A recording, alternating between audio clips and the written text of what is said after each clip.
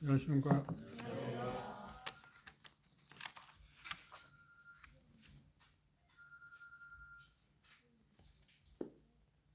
시작하라고.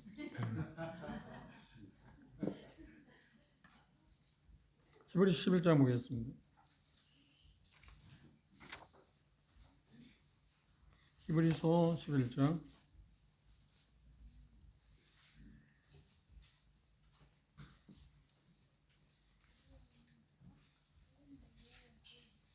히브리 11장 21절 함께 21절만 한 절 함께 읽도록 하겠습니다.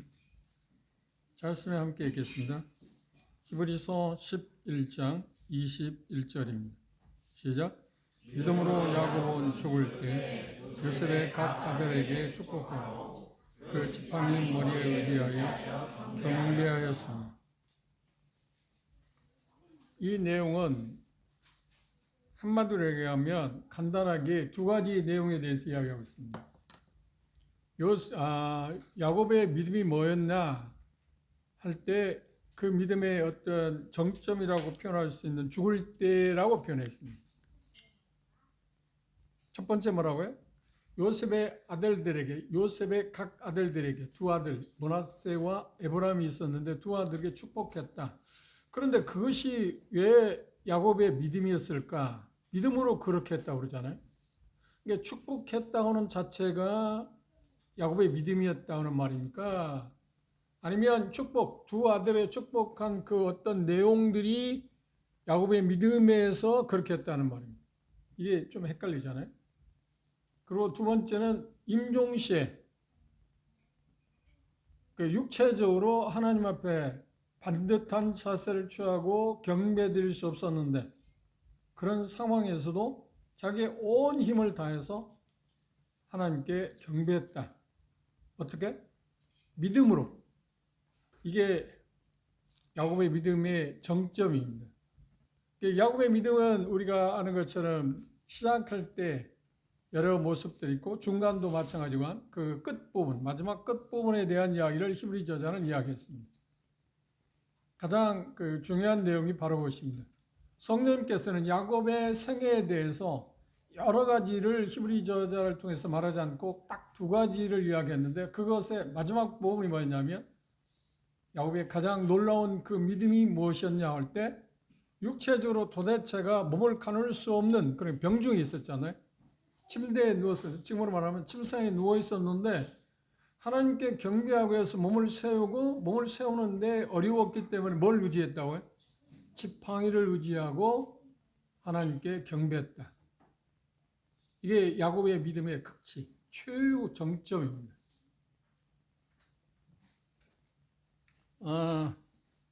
지난달에 제가 숙제를 냈었는데 숙제 아닌 숙제였습니다. 그때는 분명히 숙제라고 하지 않았지만 창세기 48장을 읽어보시면 도움이 될 거라고 이야기했습니다. 48장으로 돌아가겠습니다. 지금 그 내용이 있기 때문에 그렇습니다. 첫 번째 야곱의 믿음의 모습에 대해서 믿음으로 야곱은 요셉의 각 아들들에게 축복했다. 첫 번째 사입니다.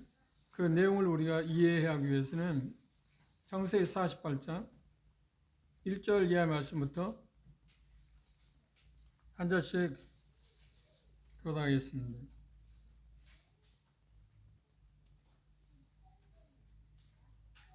6절까지 먼저 읽겠습니다. 한 절씩 교독하겠습니다. 제가 창세기 48, 1절. 2일 후에 혹이 요셉에게 고하기를 내 부친이 병들었다 하므로 그가 두 아들 므낫세와 에브라임과 함께 가이르니 어떤 사람이 야곱에게 말하되 내 아들 요셉이 내게 왔다 하매 이스라엘이 그대와 침상하였나이다.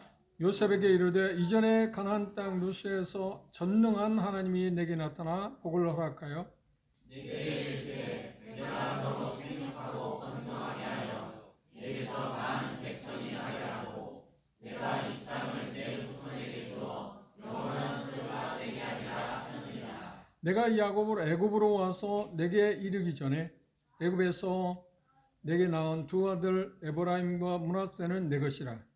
루벤과 시므온처럼 내 것이 될 것이요 내 소생은 내 것이 될 것이며 그의 이사는 그의 형의 이름으로 함께 가리라. 예, 거기서 좀 띄어서 11절 이하의 말씀부터 다시 보겠습니다. 요셉이 이르되 내가 내 얼굴을 보리라고는 뜻하지 못하였더니 하나님이 내게 내 소생까지 보이셨도다. 요셉이 아버지의 무릎 사이에서 두 아들을 물러나게 하고 땅에 엎드려 절하고 우스로는 에브라임을 이스라엘의 자수를 향하게 하고 자수로는 므낫세를 이스라엘의 우스를 향하게 하고 이끌어 그에게 가까이 나가매 이스라엘이 오른손을 펴서 사람 에브라임의 머리에 잡고 왼손을 펴서 므낫세의 머리에 잡으니 므낫세는 잠자라도 팔을 엇바꾸어 던져라. 그가 요셉을 위하여 축복하여 그러되 내 조부의 아브라함과 아버지 이삭에 섬기던 하나님 나의 나무로부터 지금까지 나를 기르신 하나님 나를 보호는 하나님께서 보시신 여호와의 사자께서 이 아이들에게 복을 주시오며 이들로 내 이름과 내 조상 아브라함과 이삭의 이름으로 칭하게 하시오며 이들이 세상에서 번식하게 하시기를 원하노라. 요셉이 그 아비가 우스를 에브라임의 머리에 얹은 것을 보고 기뻐 아니하여 아버지의 손을 들어 에브라임의 머리에서 므낫세의 머리로 옮기고자 하여 그의 아버지에게 이르되 아버지여 그리 마옵소서 이는 장자이니 오른손을 그의 머리에 얹으소서 하였으나 19절 함께 보십시다. 시작. 아비가 허락지 아니하여 가로되 나도 안다 내 아들아 나도 안다. 그도 한 족속이 되며 그도 크게 되려니와 그 아우가 그보다 큰 자가 되고 그 자손이 여러 민족을 이루리라. 지금 히브리 저자가 이야기하고 있는 믿음으로 야곱이 요셉의 두 아들에게 축복했다. 믿음으로 했다. 그게 우리가 가장 중요한 내용입니다. 이스라엘 자손들은 지금 우리들에도 그렇습니다. 대개의 경우 동양문화권은 장자에게 항상 지금은 법은 개정돼서 n분의 1로 나눠집니다만 전에만 해도 장자들이 2분의 1을 유산을 2분의 1을 상속하도록 그렇게 되어 있었습니다. 이거 성경 문화도 그랬습니다. 그런데 요셉은 몇 번째 아들인가요? 야곱의 11번째 아들이에요. 그런데 역대상 5장에 보면 뭐라고 표현했냐면 누벤이 큰아들이었는데 장자였는데 누벤 큰아들이 범죄함으로 말미암아서 장자권이 누구에게 돌아갔다고요? 요셉에게 돌아갔다. 11번째 아들에게 돌아갔다. 그러면 하나님의 말씀에 따라서 요셉에게는 두 분깃이 주어져야 하잖아요. 그래서 요셉 대신에 므낫세와 에브라임이 이스라엘 12지파 가운데 한 지파씩으로 소속되었다는 얘기입니다. 그러면 그 배경을 잠시 생각해 보면 실상은 나반을 통해서 나반이 야곱의 외삼촌이었죠. 사단은 나반을 통해서 하나님께서 계획했던 우리가 성경의 전체적인 흐름을 보면 섭리를 보면 하나님이 계획했던 줄기 자체를 좀 바꾸려고 했습니다. 그래서 야곱이 사랑한 여자는 누구였나요? 라헬입니다. 레아가 아니었습니다. 그런데 사단은 그 외삼촌 나반을 통해서 그걸 바꾸려고 했습니다. 큰아들을 바꾸려고 생각한 거죠. 장자권을 바꾸려고 생각했습니다. 그래서 태어난 게 누군가요? 누벤이 태어났어요. 그런데 하나님의 섭리로 인해서 하나님이 그렇게 조정한 건 아닌데 하나님의 뜻을 성취하기 위해서 누벤이 범죄한 것을 통해서 실상은 야곱이 제일 사랑하는 여인이 누구였다고요? 라헬입니다. 라헬이 통해 소생이었던 요셉이 맏아들이 되겠다. 이 하나님의 절묘한 알았다 섭리라고 이야기할 수 있습니다. 그러니까 야곱이 히브리 저자가 지금 얘기하는데 믿음으로 요셉의 아들들에게 축복했다 하는 내용이 바로 거기에 포함되어 있습니다. 야곱은 그것을 알았다는 겁니다. 믿음을 통해서 무엇으로? 믿음으로 그걸 알았다는 겁니다. 자연스럽게 장자권이 요셉의 아들들에게 요셉에게 가야 한다는 것을 자연스럽게 안 게 아니고 하나님의 놀라운 섭리 가운데서 야곱이 발견한 게 그게 믿음으로 말미암아서 그 사실을 알게 됐고 그 일을 알게 되었을 뿐만 아니라 뭐라고요? 믿음으로 그걸 실행했다. 이게 야곱의 믿음이라는 거예요. 이게 참 놀랍지 않나요? 누구도 바꿀 수 없는 일입니다. 생각지도 못한 일입니다. 변형시킬 수 있다고 생각지도 못했습니다. 그런데 야곱은 그 믿음을 갖고 있었어요. 그런데 그것을 말년에 죽음 직전에서 그걸 확실하게 표현했다. 그런 배경을 잘 보십시오. 당대에 지금 아버지 부자지간이긴 하지만 야곱과 요셉은, 그런데 요셉은 그 당대 어떤 거예요? 바로 왕 다음에 권세를 잡은 자입니다. 그렇죠? 당대 최고의 제국이라고 하는 애굽의 바로 왕 다음에 권세 잡은 아들이 요셉이 두 아들을 데리고 자기 아버지에게 와서 할아버지의 축복을 해주기를 원해서 데리고 왔을 때 야곱은 어떻게 했나요? 요셉은 어떤 생각을 했냐면 큰아들 므낫세를, 그러니까 여기 평가도 그랬습니다. 야곱이 앉아있는 상태에서 오른쪽 편에 섰습니다. 그러니까 쉽게 이야기한다면 야곱이 오른손을 므낫세 머리에 얹고 복을 허락해 주기를 원했고, 차자인 에브라임은 왼손에 얹도록 세워놨습니다. 그런데 어떻게 했다고요? 손을 얹건 맞죠. 차자인 에브라임에게 장자인 므낫세를 앞세웠다는 겁니다. 그 참 이상하지 않나요? 그런데 그것이 하나님의 섭리 가운데서 이미 야곱 자신에게 믿음을 통해서 그걸 보게 하셨을 거고, 그 삶 가운데 그게 정확히 나오진 않았지만 그걸 알게 되었다는 겁니다. 그런데 그걸 비밀로 간직하고 있었던 것을 이제 죽음의 자리 임종 직전에 그걸 확실하게 표명하고 있다. 무엇으로? 믿음으로. 그게 야곱이 믿음이라는 거예요. 참 이상한 일. 한번 생각해 보십시오. 그런데 그 모습을 보고 요셉, 최고 권세를 잡고 있는 아들이기는 하지만 최고의 권세를 잡고 있는 요셉이 뭐라고 하는데, 아버지 이건 잘못됐습니다. 바꾸십시오. 그럴 때 야곱이 한 유명한 말이 있습니다. 뭐라고요? 그가 한 말에 가장 놀라운 말이, 안다. 나도 안다. 그리고 뭐라고 했나요? 사랑하는 아들이지만, 아무리 권세 잡은 사람이지만, 그러니까 우리가 생각할 때 어떤 주종 관계로만 생각하시면 안 돼요. 이건 최고 권력자의 앞에 있는 야곱의 모습입니다. 아들이라고 할지라도. 그죠? 아무런 의미가 없잖아요. 그런데 그 앞에서 당당하게 맞다. 어떻게 했다고요? 믿음이 있었기 때문에 그 믿음으로 나도 안다. 나도 알아. 그런데 이것이 하나님께서 원하는 일이라고 두 아들에게 축복한 사실이 야곱의 믿음이라고 지금 이야기하고 있습니다.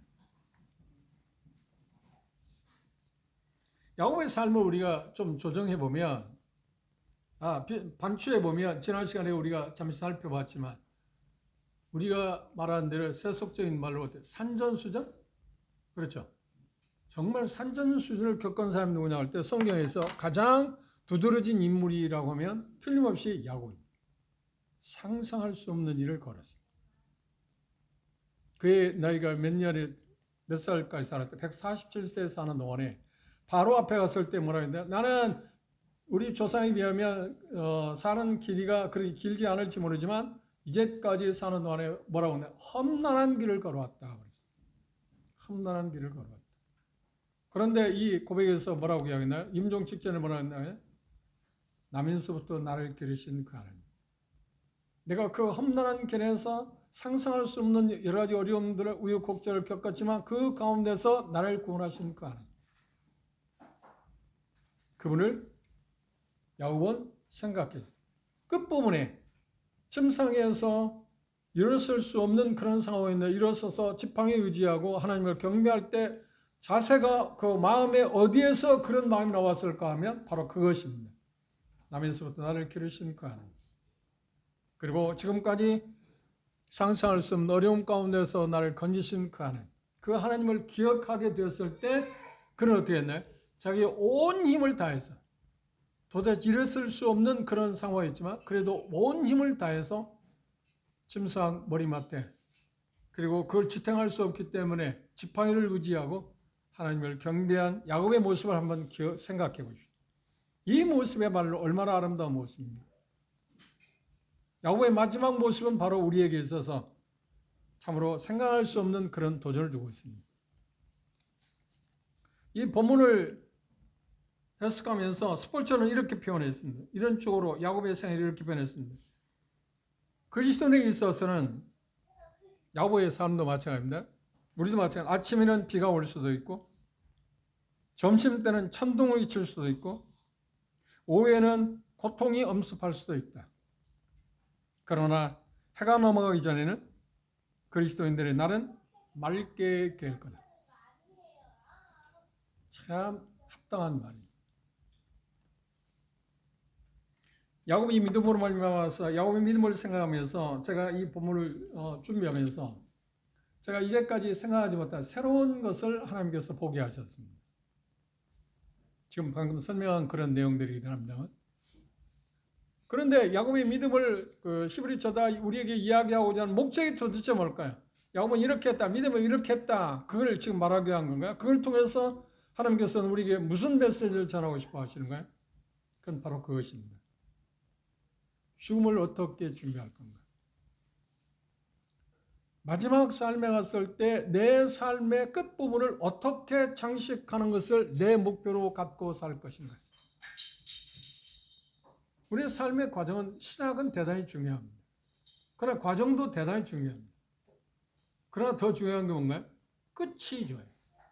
끝이 좋아요. 시작도 좋고 과정도 좋다 할지라도 끝이 나쁘면 그의 삶은 다 망친 거 아닌가요? 시작은 좀 서툴게, 또 과정에 여러 가지 흠이 있고 문제가 있었을지 모르지만 마지막 마무리를 잘할 수 있었다고 하면, 잘할 수 있다고 하면 그 인생은 참 빛나는 인생이 아닌가요? 바로 야곱이 그랬다는 거예요. 야곱의 시작을 보십시오. 우리가 지난 시간에 좀 우리가 생각해 봤습니다만,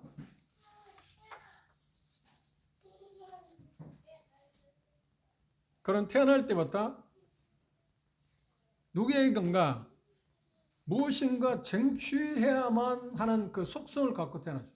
그런데 야곱뿐만 아니죠. 우리 자식, 저에게도 있고 여러분도 그게 있습니다. 그런데 그걸 어떻게 얼마만큼 표현하느냐 하는 차이만 있을 뿐입니다. 정도의 차이만 있을 뿐입니다. 그런데 야곱은 극한 그런 사람이었어요.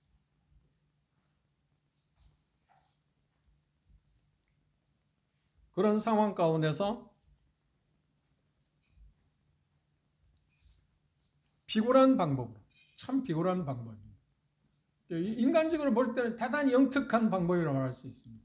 자기 형이 사냥해서 올 때 배고픈 걸 통타서 식욕을 돋구는 팥죽을 쏘아서, 붉은 팥죽을 쏘아서 그걸 가지고 뭘 가르쳤나요? 장자권을 가르쳤습니다. 그런데 히브리 저자는 13장에 가서 뭐라고 하냐면 그 에서에 대해서 뭐라고 하냐면 하나님의 그 장자권에 대해서 어떤 무시했다 그래서 망령된 자라 표현했습니다.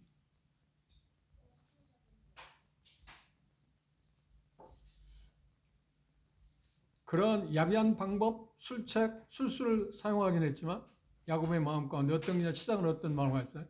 장자권을 소중히 여기는 마음을 가졌습니다. 방법을, 그걸 쟁취하는 방법에 있어서는 오늘 손가락질할 수 있지만 그걸 소유하고자 하는, 그것이 하나님과 더불어서 주어졌을 때 하나님으로부터 복을 받을 수 있는 지름길이라는 것을 생각했을 때 그건 얼마나 잘한 일이겠어요. 두 번째 일 가운데는 리브가 어머니의 어리석은 그 간교한 술책에 따랐습니다. 어떻게? 꾸미는 것입니다. 자기 형의 모양을 꾸미기 위해서 복을 또 가르쳐라고 하는 말을, 어머니의 말을 받아들였습니다. 그리고 행동했습니다. 그럼에도 불구하고 야곱은 어떻게? 그의 믿음은 하나님의 약속을 붙잡고 싶었어요. 하나님이 자기 할아버지, 자기 아버지에게 약속한 그 약속을 나도 받아들이면 좋겠다. 나도 그 대상이 되면 좋겠다는 마음 가운데 그 일을 했습니다. 그 복을 얻고자 하는, 그러니까 특별한 사람입니다. 그렇죠? 세 번째는 어떤 일이 했나요? 창세기 28장에 보면 하나님께서 그에게 약속했습니다. 내가 너를 복주겠다. 그리고 내가 너를 배달에서 떠나야 될 때 다시 돌아올 때까지 함께 할 거고 모든 것을 이루겠다고 약속을 했습니다. 그런데 그것을 지키기 위해서 야곱이 약속을 했어요. 하나님께서 서운한 일, 그걸 서운한 것을 지키기 위해서 어떻게 했나요? 여러 가지 수단 방법을 가리지 않았습니다. 그런데 야곱의 그 마음 가운데 수단 방법을 가르지 않은 가운데 행동했던 것은 뭐냐? 하나님을 자기 하나님으로 삼고자 하는 열정이 그에 있었습니다. 참 놀라운 사람 아닌가요? 방법은 우리가 좋은 게 아닙니다.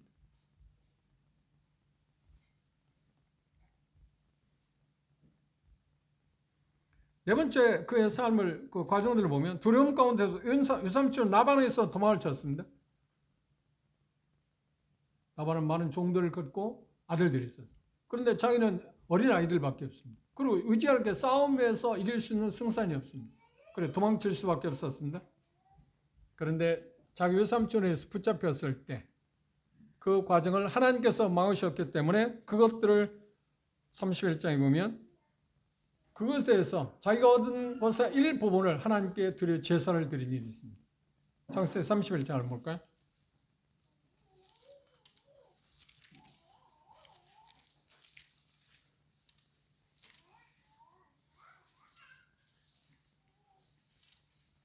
(54절입니다) 끝절입니다.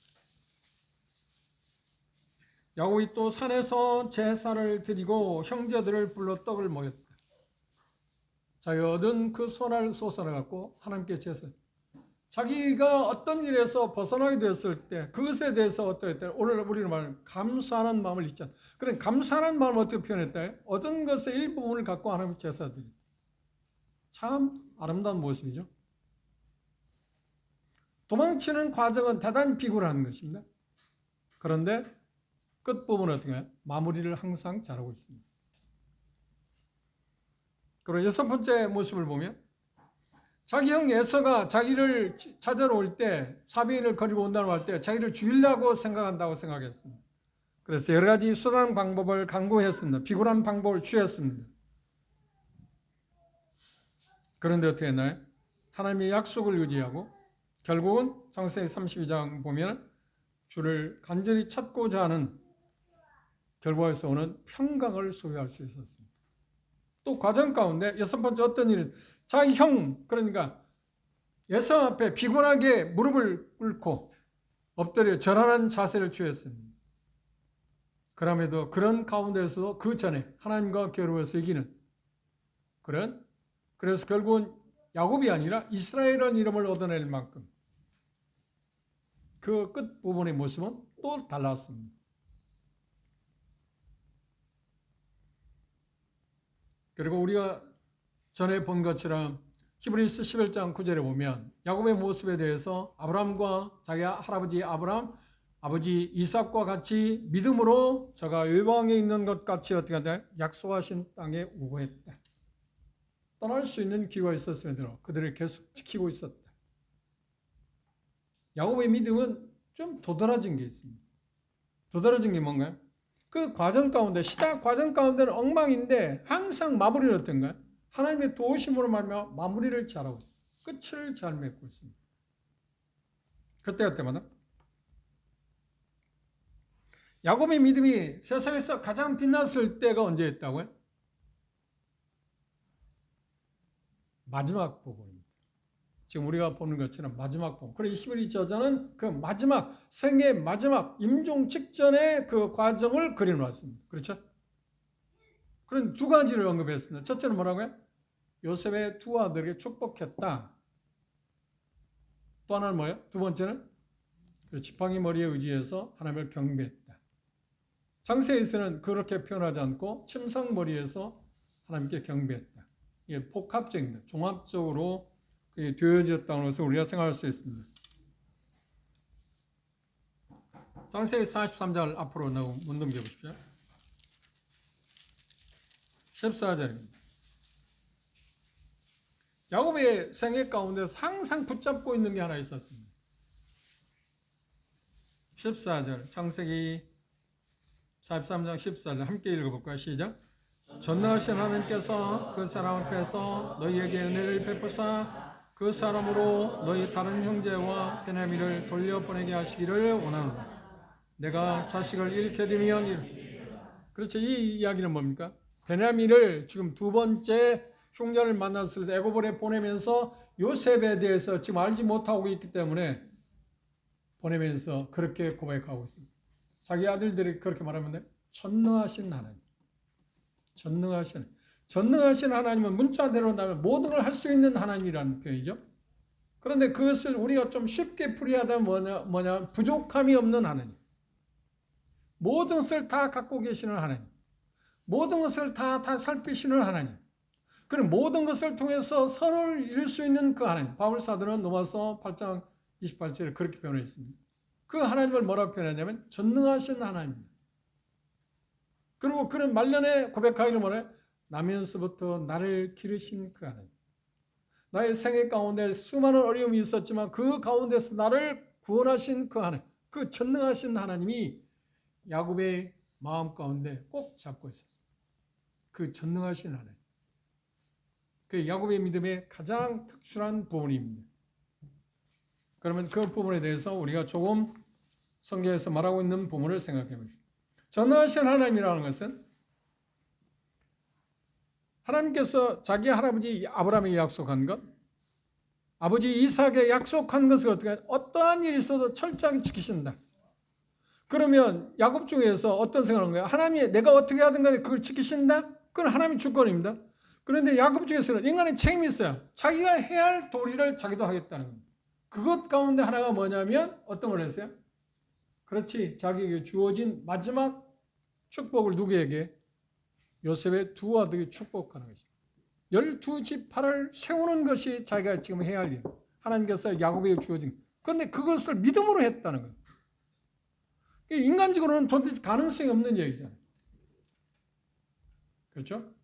우리가 48장에 봤으면 야곱이 애굽에 내려갔을 때 요셉을 만나 내가 생전에 너를 만날 생각을 할 수도 없었다. 더군다나 여기 와서 보니까 누가 두 아들을 봤다. 그렇죠. 손자들입니다. 므낫세와 에브라임을 볼 것은 정말 상상도 못했다. 그걸 우리는 평이하게 볼 게 아니라 지금 믿음으로 그렇게 했다고 하는 것을 생각해서 보면 아브라함은 그 두 아들 볼 때 하나님이 자기 약속한 거 12지파 요셉에게 한 그 장자권이 그에게 부여된다는 것을 그가 알고 있었고 그걸 실행할 때가 올 거라고 전혀 생각지 못했는데 그게 어떻게 이루어질 건가 바라봤는데 그의 말년에 그걸 보게 됐을 때 여러분이 그걸 생각한다면 얼마나 그가 기뻐했을까요? 그게 지금 두 아들이 축복했다는 내용 가운데 들어있습니다. 이게 감추어졌던 어떤 면에서 보면 비밀입니다. 히브리서 11장 21절 말씀은 단순한 것처럼 이 비밀이 거기에 담깁니다. 그것을 야곱은 믿음으로 그렇게 했다는 겁니다. 단순히 축복했다, 복을 허락했다. 그러니까 뭐 어른들이 복 많이 받으십시오 뭐 하는 그런 것을 지금 이야기하는 거예요. 믿음의 어떤 신비 그게 있었다. 그런데 야곱의 생애 가운데를 보면 하나님께서 그 언젠가 그걸 표현했을 거고 그걸 야곱은 갖고 있었다는 거예요. 그런데 그 야곱은 그걸 소유할 수 있고 그걸 부정하지 않고 그걸 실행할 거라고 믿었던 게 뭐라는 거예요? 하나님을 어떤 하나님을 믿었다는 거예요? 전능하신 분. 지금 우리가 지금 배워야 할 부분입니다. 야곱이 믿음으로 요셉의 두 아들이 축복했다는 것은 그 전능하신 하나님이 야곱의 믿음이었는데 야곱의 믿음을 저버리지 않았다. 그리고 야곱은 그 전능하심을 하나님을 계속 붙잡고 지금 마지막까지 왔다. 그리고 마지막 부분에 임종하기 직전에 그 하나님을 전능하신 하나님에 대해서 수리하면서 추억하면서 살아온 삶을 내다보면서 어때? 자기 몸을 세워서 최후의 마지막 힘을 다해서 하나님 경배했다고 하는 것이 야곱의 믿음의 극치입니다.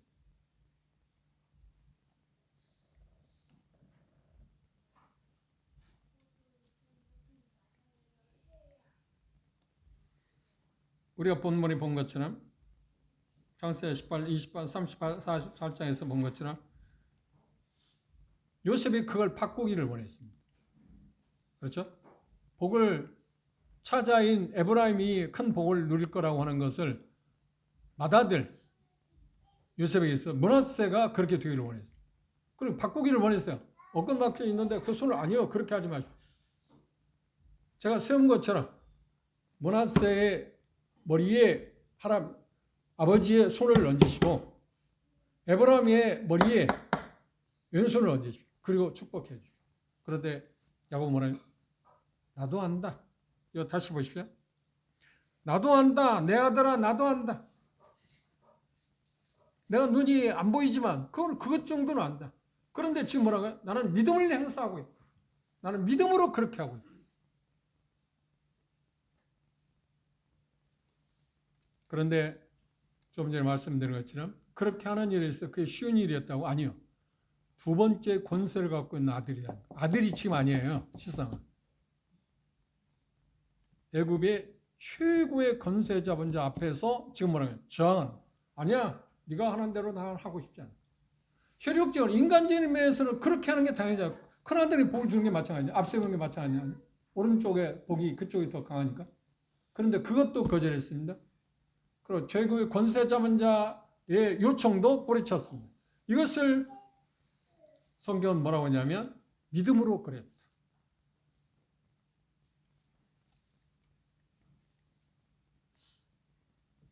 그리고 그걸 말하기 전에 돌아봅니다.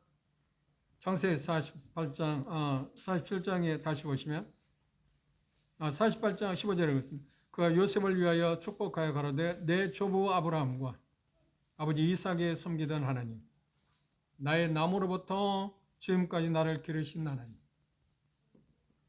이 말씀을 생각하면 우리는 감격할 수밖에 없습니다. 하나님께 정말 우리의 온 마음을 다해서 경배드릴 수밖에 없습니다. 우리의 삶의 길이가 얼마가 됐든 자세히 돌아보면 나를 이제까지 기르신 그 하나님에 대해서 우리가 잊을 수 있나요? 그런데 마지막 죽음을 앞두고 147세 죽음을 앞두고 자기 삶을 돌아보면서 그 하나님을 생각하면 산전수전을 다 겪었는데 그 하나님을 생각할 때 야곱의 교훈 남다른 고백입니다.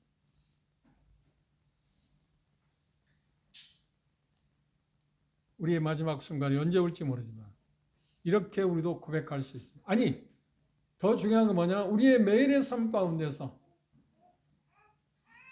지금까지 나를 기르신 그 하나님, 지금까지 나를 기르신 그 하나님이라고 우리가 고백할 수 있다고 하면 우리의 믿음은 반듯한 것입니다. 정상적인 것입니다. 그리고 우리의 삶이 모습 가운데서 야곱처럼 산전수전을 다 겪지 못했지만 우리의 삶도 나름대로 여러 시련을 겪지 않아요? 그런데 그것 가운데서 지금까지 나를 건지시고 지금까지 보호하신 그 하나님, 그 전능하신 하나님을 생각할 때 그 하나님이라고 우리가 고백한다고 하는 것은 믿음의 가장 순수하고 아름다운 고백일 수 있습니다. 하나님은 우리에게 지금 야곱의 고백한 걸 통해서 우리의 그런 고백이 되어지는 그런 삶, 그의 믿음의 어떤 정점이라고 표현할 수 있습니다. 그런 삶을 마무리 지으면서 그 하나님을 생각해서 돌아보았습니다. 그래서 이스라엘 백성에게 모세는 우리가 성경을 지금 읽는 부분에서 이미 지나갔습니다만 신명기 8장 2절 한번 볼까요?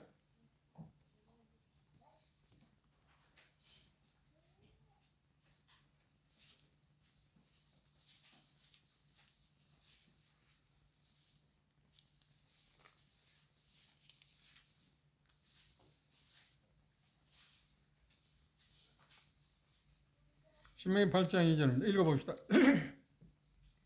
시작. 내 하나님 여호와께서 이 40년 동안에 너로 광야의 길을 걷게 하신 것을 기억한. 예.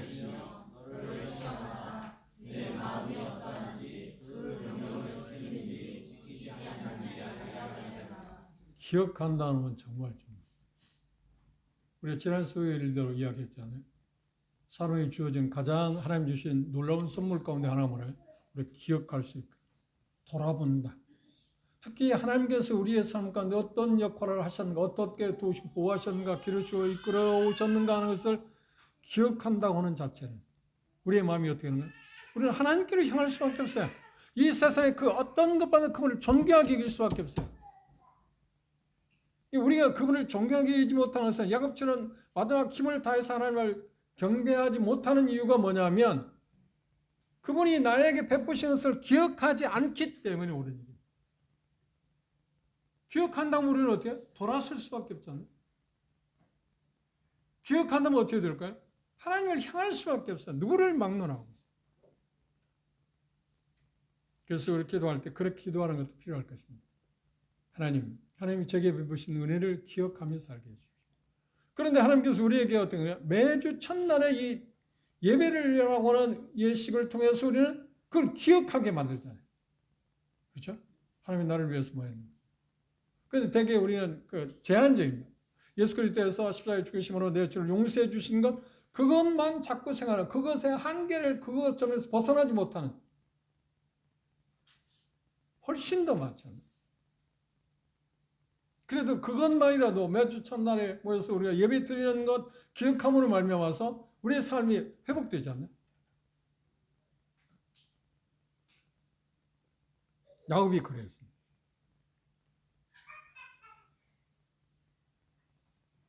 그런데 요셉의 그 뜻을 거절할 때 우리가 한 가지 배울 게 뭔가요? 믿음은, 야곱은 믿음으로 그렇게 했다고 그랬습니다. 사랑하는 자의 소원, 사랑하는 자의 뜻, 잃어버릴 때는 아들 아닌가요? 그렇죠? 어떤 것도 다 들어줄 만한 거 아닌가요? 그리고 인간적인 면에서 그렇게 해야 당장 이 문화세를 큰아들로 그 장자의 권한으로 주어야 하는 거예요. 근데 야곱 바꿨잖아요. 근데 생각할 때 야곱이 왜 바꿨을까 할 때 히브리 저자는 뭐냐, 그걸 믿음 때문에 했다는 거예요. 이게 지금 비밀이에요. 자기가 차자였기 때문에 자기 형 에서보다 자기가 복을 받았기 때문에 나도 그렇게 하겠다, 그런 것에서 한 것도 아니고 이게 지금 믿음으로 그렇게 했다는 거예요. 믿음 생활에는 사랑하는 자의 소원, 뜻을 묵살해야 하는, 무시해야, 그걸 거절을 해야 할 때가 있습니다. 그래서 성경에서 제물을 드릴 때 꿀을 섞지 말라는 표현을 했어요. 그 꿀은 뭔가? 애정, 인간적인 그 어떤 정들. 야곱은 어떤 면에서 요셉이 간곡한 요청을 거절할 때 대단히 힘들었을 겁니다. 쉬운 일이 아닙니다. 그런데 어떻게 했다고? 무엇으로 그걸 이겼다고요? 믿음. 두 번째, 야곱의 믿음 가운데 뭐가 있나요? 지팡이의 머리에 의지해서 경배했다. 창세기 47장을 보십시오.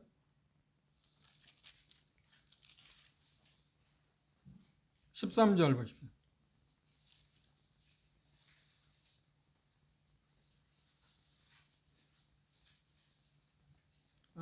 죄송합니다.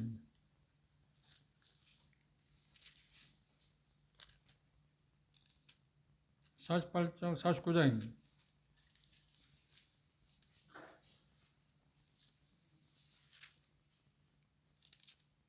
아닌데, 거기도 아닌데.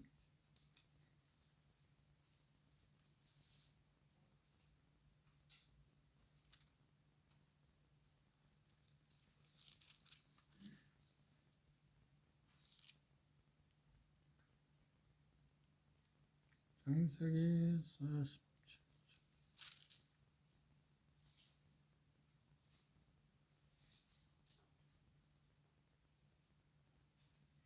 13절은 그게 아니죠. 그 침상머리에서 경계.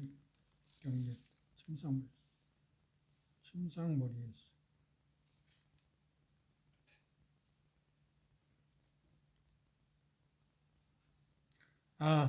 47장 31절입니다. 13절이 아니라 제가 반대로 쓰는데 31절 읽어봅시다. 시작. 야곱이 또 가로되 내게 맹세하라. 맹세하니 이스라엘이 침상머리에서 창세기는 침상머리에서 경배했다고 하고 히브리 자는 뭐라 했어요? 지팡이 머리에서. 그러면 이것이 종합적으로 어떻게 이야기하겠나? 야곱은 침상머리에 지금 병상에 그 질병으로 말해서 누워 있었잖아요. 누워 있는데 요셉이 왔습니다. 요셉이 왔을 때 일어났습니다. 일어났는데 일어나는데 지탱할 수 없는 몸이었기 때문에 무엇에 의지했다고요? 지팡이를 의지하고. 그리고 두 아들에게, 두 손자죠. 야곱으로 말하면 두 손자에게 축복했습니다. 그리고 마지막 하나님을 경배했다. 이 복합적인 것입니다. 침상 머리맡을 향하고 그의 지팡이에 의지해서 머리 숙여 하나님께 경배했다. 그게 마지막 야곱의 모습입니다.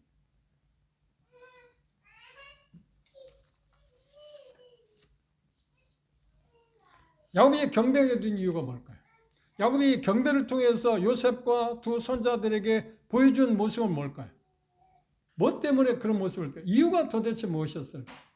그것은 개인적으로는 조금 전에 말씀드린 것처럼 나면서부터 나를 기르신 그 하나님을 기억하고 여러 환난 가운데 나를 건지신 그 하나님을 기억함으로 말미암아서 그 하나님께 마지막으로 자기의 최고의 그 어떤 가치를 그분에게 돌리기 위해서 경배했습니다.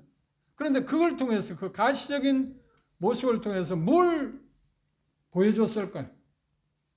이게 히브리 저자가 우리에게 보여주고자 하는 감추어진 비밀 가운데 하나입니다. 첫째, 언약. 자기 아버지 이삭, 할아버지 야곱에게 약속한 그 언약에 나도 한 사람이야. 그 언약 속에 들어있는 사람이라 하는 것을 보여주고 그 다음에 뭐라고 했나요? 그 자손들에게도 여전히 똑같이 너희들도 마찬가지야. 그걸 확실하게 보여주기 위한 그런 모습도 있습니다. 두 번째, 애굽이 아닌 가나안에 대한 하나님의 약속들을 믿고 있다고 하는 사실들을 그에게 보여주고 있습니다. 세 번째, 그의 후손들의 애굽에 안주하지 않고 지금 한번 생각해 보십시오. 요셉은 애굽의 총리입니다. 두 아들 므낫세하고 에브라임은 어떤가요? 최고 권세 잡은 자의 아들들입니다. 그렇죠? 궁중에서 생활하고 있습니다. 자기 큰아버지들은 전부 다 어디에 있나요? 지금 고센 땅에 머물고 있지만 자기들은 지금 궁중에 생활하고 있잖아요. 남부를 것 없이 지금 살고 있어요. 그런데 할아버지가 야곱이 자기들에게 축복하는 것을 통해서 어떤 생각이냐? 아니야, 너희들이 이제 분깃은 어디에? 애굽이 아니고 어디가 있다고요? 너희의 증조 할아버지는 아브라함, 그 다음 할아버지인 이삭, 그리고 더 나가서 고조 증조부, 그 다음에 할아버지, 아버지, 그 다음 너희들까지. 너희들 또 가야 할 곳은 어디라고요? 애굽이 아니다. 본거지가 애굽이 아니다. 어디에? 가나안이라는 사실을 그들에게 축복 가운데서 지금 이야기합니다. 그들을 축복할 때 그것도 포함되어 있습니다. 두 아들을 축복했다. 단순히 축복했다는 게 아니고 그 축복했을 때 어떻게 하냐면 너희들의 이제 분깃은 어디에 있다는 거예요? 애굽이 아니다. 애굽에서 그들은 지금 누구 못지않게 살고 있잖아요. 부러울 것이 없이 살고 있잖아요. 고통도 모르고 있어요. 에브라임이나 므낫세는 그렇게 살고 있잖아요. 그런데 그들에게 축복함으로 말미암아서 이제 그들의 결국은 어떻게 될까요? 이제 출애굽기 1장에 나오는 것처럼 번영의 시간이 끝나고 고통의 시간이 오므로 말미암아 그 후손들은 어떻게 해요? 드디어 가나안에서 애굽에서 가나안으로 떠나가게 되는 그런 과정들을 볼 수 있습니다. 그게 지금 거기에 포함되어 있다는 것을 생각해 볼 수 있습니다. 그 다음 네 번째, 저희가 그들에게 지금 축복하고 있는 모습을 통해서 마지막 죽을 힘을 다해서 있는 힘을 다해서 하나님께 경배하는 모습을 통해서 어떤 것을 그들에게 보여줬다고요? 빼놓을 수 없는 것이 뭐냐면 모든 족속들, 자기 후손들입니다. 자기 후손들이 결국은 가나안에 가서 살게 될 것이라는 것을 미리 하나의 그림자로서 보여준 모형으로서 지금 제시하고 있다고 볼 수 있습니다. 그리고 빼놓을 수 없는 것이 뭔가요? 가나안은 어떤 면에서 보면 우리가 생각하는 영원한 그 더 나은 본향이라고 이야기할 수 있습니다.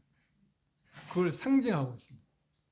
그렇죠? 우리가 히브리서 11장에서 이미 봤습니다만 그들은 아브라함이나 이삭이나 야곱은 어떻게 했나요? 더 나은 본향을 사모했다. 그래서 그 삶의 표현으로서 나는 이 세상에 안주할 수 있는 사람이 아니라는 것을 보기 위해서 나그네와 행위라는 것을 보여주기 위해서 가시적으로 그들은 어떤 생활을 했나요? 천막 생활했어요. 그게 그들의 삶의 모습입니다. 그걸 통해서 우리는 이곳에 살 곳이 아니에요. 이 가나안이 약속했지만 우리가 살 곳은 이 본향이 이곳이 아니야. 본향은 따로 있어. 그걸 뭐라고 했냐? 더 나은 본향. 그 후손들에게 지금 보다 더 나은 본향. 가시적인 쪽에서는 가나안 땅을 이야기하지만 그보다 한 발 더 앞서서 말하면 가나안이 상징하고 있는 모형하고 있는 더 나은 본향을 그들에게 제시하고 있습니다. 이게 야곱의 마지막 모습입니다. 그럼 결론적으로 보십시오. 여러분들 후손들에게, 직계 가족들만 말하는 게 아닙니다. 여러분들 후손들에게 마지막 모습에서 뭘 그들에게 제시하고 싶습니다. 이것이 야곱이 우리에게 주는 믿음의 가장 도드라진 모습입니다. 하나님의 이 야곱의 모습을 통해서 우리에게 그걸 말하고 있습니다. 주목해 보시죠. 끝부분에 그렇게 말했습니다. 성령께서는 히브리서 11장 21절에 말씀하는 마지막 말씀은 경배하는 야곱의 모습을 그려주고 있습니다. 이게 야곱의 마지막입니다. 이 모습을 취하는 야곱의 모습을 우리가 그려봅시다. 그 야곱은 얼마나 아름다운 모습입니까? 이게 우리 후손들에게, 우리 후대들에게 우리가 보여줄 일 아닌가요? 그런데 우리가 생각해 보면 내가 그런 마지막 말년을 그렇게 맞이할 수 있을까 없을까 우리가 아무도 예상할 수 없잖아요. 그런데 하나님은 우리 이렇게 약속했습니다. 빌립보서 보십시오. 1장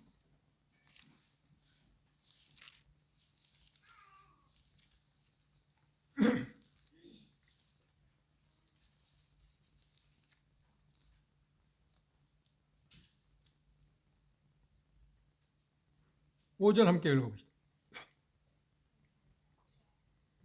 빌립보서 1장 5절 시작. 첫날부터 이제까지 복음에서 너희가 교제함을 일하느니라. 6절 너희 속에 착한 일을 시작하신 이가 그리스도 예수의 날까지. 그리스도 예수의 날은 언제인가요? 그렇죠. 더 나은 번역, 우리의 영원한 번역. 거기에 이를 때까지 확실하게 이르게 할 거다. 물론 저나 우리 모두가 주님이 더디오시면 마지막 죽음의 임종의 모습이 어떨지 아무도 예상할 수는 없습니다. 그런데 제가 꿈꾸는 있는 야곱의 믿음을 보면서 꿈꾸는 건 하나님께 소원이 하나 생겼는데 이 공부하면서 메시지를 준비해서 저는 전혀 그런 생각 못했어요. 하나님, 만약에 주님이 오시기 전에 이 세상을 떠난다면 제가 마지막 제 모든 힘을 세워서 누워있는 상태가 아니라 마지막 세워진 상태에서 하나님을 찬양하고 떠날 수 있는 그런 영광을 주십시오. 그리고 주변 사람들에게 그런 모습을 보일 수 있게 해 주십시오. 이게 제 꿈입니다. 아마 여러분도 그것을 생각할 수 있습니다. 그런데 이렇게 삶을 마무리한다는 것은 쉽지 않습니다. 이 메시지를 준비하면서 제가 사랑하는 제 영적인 멘토이기도 하고 어렸을 때 구원받고 나서 계속해서 특별히 관심에 대해 사랑의 대상 가운데 하나인 사람이었던 사람이기도 합니다만 제 가장 중요한 형제입니다. 박주임 임종 직전에 아침에 제가 방문했고 그 다음날 소천했습니다. 근데 어느 입을 소통할 수 있는 게 없었습니다. 그 말을 못 하시는 입장이니까. 방문했는데 4층에 있었는데 처음에는 거절당했습니다. 만날 수 있는 상황이 아니다. 그래서 제가 다시 큰아들 경례한테 전화를 했습니다. 여기까지 왔기 때문에 아버지 얼굴만 보고 가고 싶다. 그걸 허락해달라. 그런데 이제 재혼했잖아요. 그 자매님이 처음에는 거절했던 거예요. 그 상태가 그렇게 좋지 않으니까 금방이라도 돌아가실지 모르는데 그런 모습을 보여주고 싶지 않은 마음 때문에 그랬던 것 같아요. 그렇게 강곡 이야기 다시 이야기를 했는가 봐요. 그런데 그 이야기를 이번에는 경례가 큰아들이 아버지에게 이야기한 거예요. 저 형제님이 지금 밑에 와 있는데 아버지 얼굴을 마지막 보고 싶다고 그러는데 어떻게 하면 좋겠습니까? 그러면 표현하기 했는가 보죠. 올라오라고 했어요. 올라오기 전에 내려왔어요. 엘리베이터 타고 올라갔습니다. 올라와서 앉아서 그런데 올라가니까 침상에 누워있는 게 아니라 의자에 앉아 계시더라고요. 그러니까 표현을 못하고 저도 표현할 수 있는 게 없고 손만 꼭 잡고 따뜻한 손만 꼭 잡고 이런저런 이야기를 제가 했습니다. 그동안 살아온 삶에 대해서 길게 이야기할 수 있는 시간이 아니니까 한 10분 머문 시간 한 10분은 있을 겁니다. 근데 나오려고 그러니까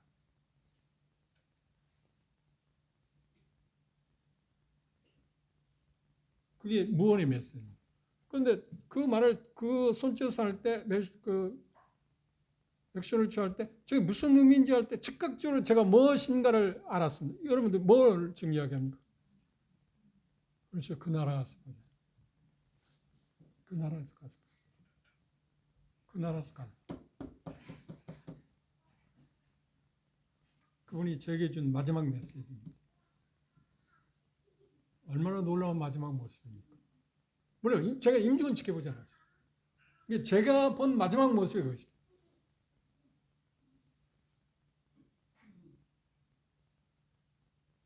제 삶 가운데 잊을 수 없는 기억 가운데 하나입니다. 야곱은 바로 그런 모습을 취했어요. 그런데 그 모습을 취한 게 아니라 액션만 취한 게 아니라 어때요? 실질적으로 믿음을 행사했어요.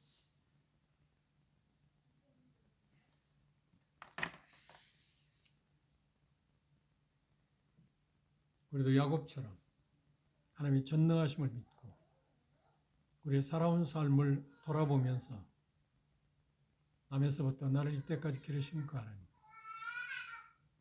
그리고 우리는 살아오는 동안에 여러 가지 시행착오를 했지 않나요? 하나님 마음에 들지 않는, 하나님 마음을 아프게 한 일이 훨씬 더 많지 않나요?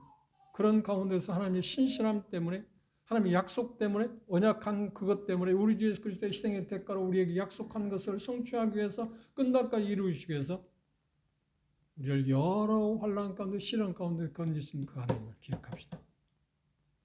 그리고 그 하나님께 우리의 할 수 있으면 최악의 상태이지만, 야곱은 최악 상태잖아요. 일어설 수 있는 상황이 아니었죠. 그런 모든 힘을 다 세워서 기판을 의지하고 하나님을 경배한 야곱의 모습을 생각하면서 하나님께 우리도 그렇게 기도합시다. 하나님, 우리도 그런 일을 베푸십시오. 그리고 그런 믿음의 삶을 이루기 위해서 우리도 조금 더 정진해 갑시다. 기도합시다.